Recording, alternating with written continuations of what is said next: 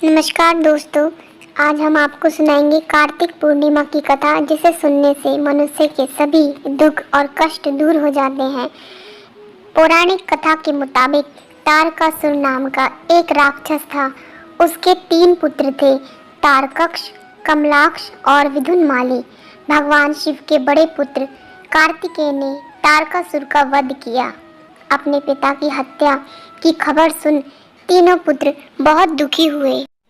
तीनों ने मिलकर ब्रह्मा जी से वरदान मांगने के लिए घोर तपस्या की।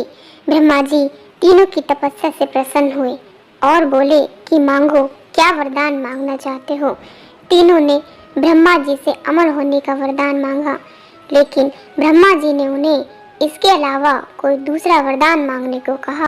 तीनों ने मिलकर फिर सोचा और इस बार ब्रह्मा जी से 3 अलग नगरों का निर्माण करवाने के लिए कहा, जिसमें सभी बैठकर सारी पृथ्वी और आकाश में घूमा जा सके।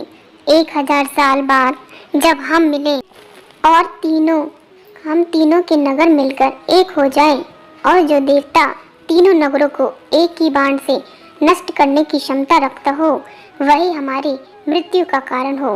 ब्रह्मा जी ने उन्हें ये वरदान दे दिया। तीनों वरदान पाकर बहुत खुश हुए। ब्रह्मा जी के कहने पर मैं दानव ने उनके लिए 3 नगरों का निर्माण किया। तारकक्ष के लिए सोने का, कमला के लिए चांदी का और विद्युन्माली के लिए लोहे का नगर बनाया गया। तीनों ने मिलकर तीनों लोकों पर अपना अधिकार जमा लिया।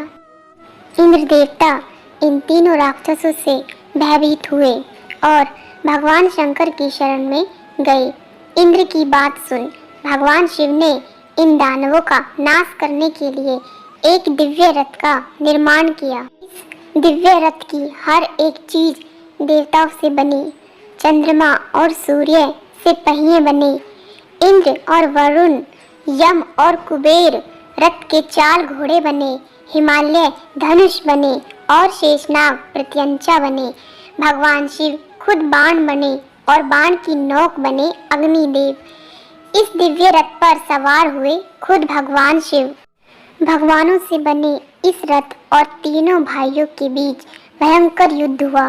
जैसे ही ये तीनों रथ एक सीध में आए, भगवान शिव ने बाण छोड़ तीनों का नाश कर दिया।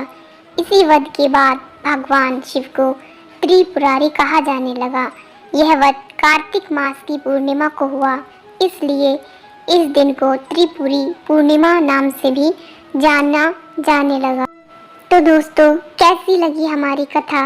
अगर आपको अच्छी लगी हो तो एक लाइक और चैनल को सब्सक्राइब जरूर करें। इससे हमें अच्छी अच्छी कहानियाँ बनाने की प्रेरणा मिलती है। धन्यवाद दोस्तों।